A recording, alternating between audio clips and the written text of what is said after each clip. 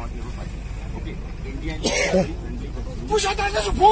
We will go back. But the point is, the way you are hitting our that's very, so we can talk, okay? Instead of hitting the vehicle, and that's a big loss. Okay.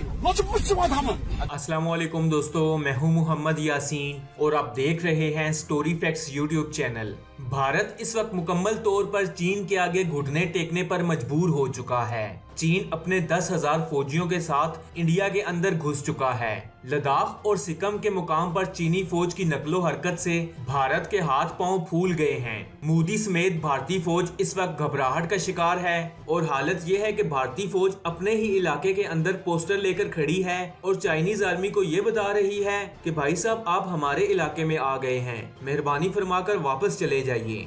Indian media के मुताबिक चीनी फौज लद्दाख और सिक्किम के इलाकों में जेरे जमीन बंकर्स बनाने में मसरूफ है और लद्दाख के इलाके में जंगी तैयारों के लिए बाकायदा तौर पर रनवे भी बना दिया गया है। और सिर्फ यही नहीं बल्कि लद्दाख में चाइना ने बहुत से जंगी तैयारे भी खड़े कर दिए हैं। सोशल मीडिया पर आजकल बहुत सी वीडियो और तस्वीर गर्दिश कर रही हैं, जिनमें देखा जा सकता है कि इंडियन आर्मी चाइनीज आर्मी की मिन्नतें कर रही है कि सर ये हमारा इलाका है, आप हमारे इलाके में घुस आए हैं, प्लीज वापस चले जाइए। सिक्किम के इलाके में एक इंडियन मेजर को चाइनीज आर्मी की तरफ से एक अदद फ्लाइंग किक भी रसीद की गई है, जिसे किक ऑफ द सेंचुरी का नाम दिया जा रहा है।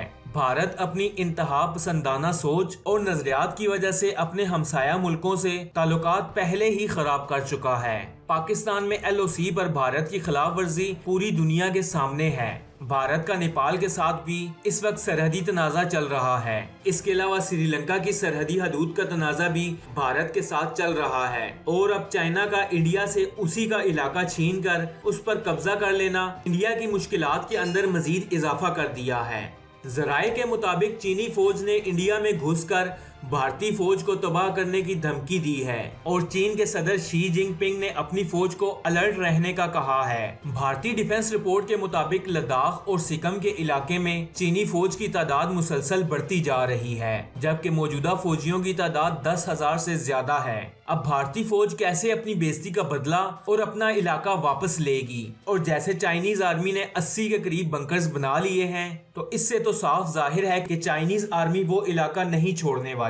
तो मेरी राय के मुताबिक इंडिया को चाहिए कि सैफ अली खान को चाइना की तरफ रवाना करे। अमेरिका ने ओसामा को अंदर घुस के मारा था, तो ये काम हम क्यों नहीं कर सकते? क्योंकि भारतीय फौज में तो बार बार चाइनीज से मार खाने की हिम्मत नहीं है। दोस्तों, भारत ने सैटेलाइट की मदद से ली गई तस्वीरों में चाइना के बने हुए बंकर्स भी दिखाए हैं, जहां भारतीय फौजियों को गिरफ्तार किया गया था।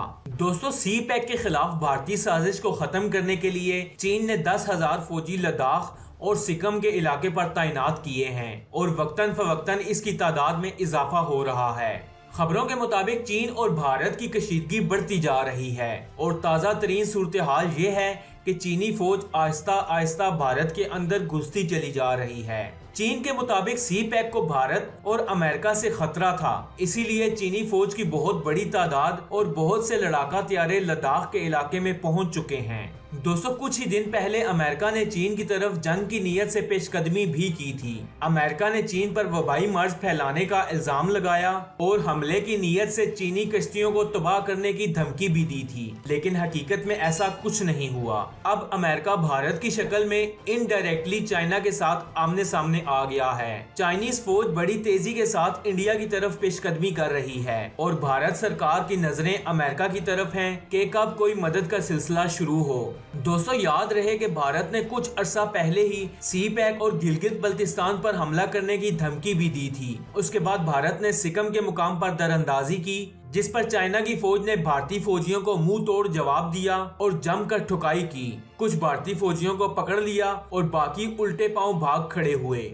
दोस्तों, चंद हफ्ते कबल पेंगोंग इसू लेक के मुकाम पर चाइना और भारतीय फौज के दरमियान झड़पें हुई, जिसके बाद तनाव मजीद बढ़ गया। मैं आपको बताता चलूं कि साल 1962 में इंडिया चाइना के दरमियान एक लड़ाई हुई थी, वो इसी इसू लेक के ऊपर हुई थी। इस वाकये के बाद भारतीय मीडिया ने आसमान सर पर उठा लिया और झूठ बोलता रहा कि भारत के सिर्फ चंद फौजी जख्मी हुए हैं, लेकिन हकीकत इसके बिल्कुल बरअक्स थी और इसी वजह से इस इसू लेक को लाइन ऑफ एक्चुअल कंट्रोल भी कहा जाता है।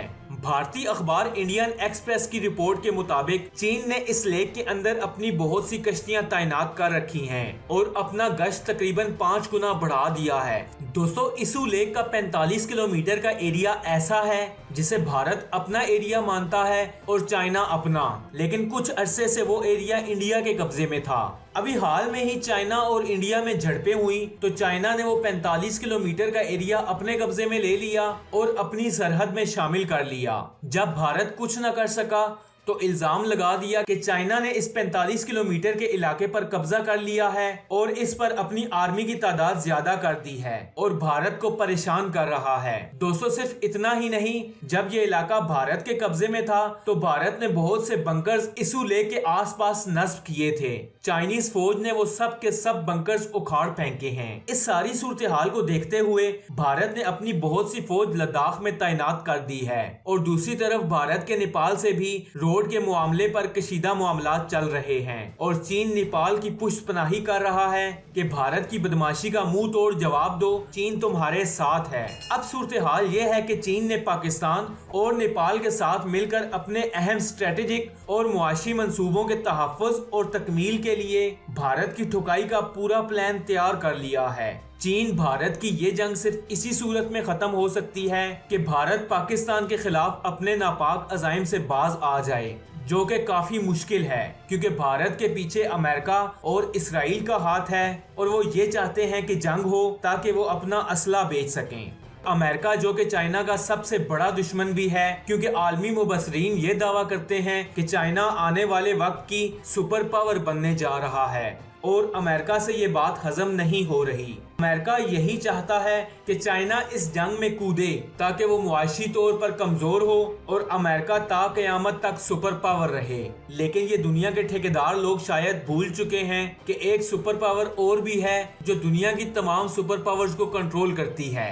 दोस्तों, अगर ये जंग होती है तो तबाही की हद क्या होगी इसका अंदाजा लगाना बहुत मुश्किल है क्योंकि इस जंग में सभी मुमालिक के पास न्यूक्लियर पावर है और न्यूक्लियर बॉम्ब बिना कोई बाउंड्री देखे या ये देखे कि किसका कसूर है और कौन मजलूम, सब कुछ तबाह कर देता है। जिसकी सबसे बड़ी मिसाल जापान तो आपने देखी होगी, जहां आज भी बच्चे माजूर पैदा होते हैं और वैसे भी जंग किसी मसले का हल नहीं होती। तो इसका हल यही नजर आता है कि आलमी ममालिक इस मामले के अंदर इन्वॉल्व हों और इसका हल निकालने की कोशिश करें क्योंकि अगर हालात एक्सट्रीम कंडीशन पर पहुंच गए तो इस जंग की तपिश से सिर्फ एशिया नहीं बल्कि पूरी दुनिया इफेक्ट होगी। दोस्तों, हालिया सूरत हाल से तो साफ यही लग रहा है कि इंडिया ये जंग लड़ने की कंडीशन में बिल्कुल भी नहीं है, लेकिन इसके बरअक्स चाइना बिल्कुल आजाद है और इसी वजह से वो लद्दाख जैसे इलाके में भी बआसानी घुस गया। अब देखना यह है कि भारत चाइना को किस तरह टैकल करेगा। दोस्तों, आप सबकी इस जंगी सूरत हाल के बारे में क्या राय है? कमेंट्स बॉक्स में अपनी कीमती राय का इजहार कीजिएगा और वीडियो पसंद आने की सूरत में स्टोरी फैक्ट्स चैनल को सब्सक्राइब कर लें ताकि रोजाना आने वाली ऐसी इंफॉर्मेटिव वीडियोस आप तक बआसानी पहुंच सकें। मैं मिलूंगा आपसे अगली वीडियो में, तब तक के लिए अल्लाह हाफिज।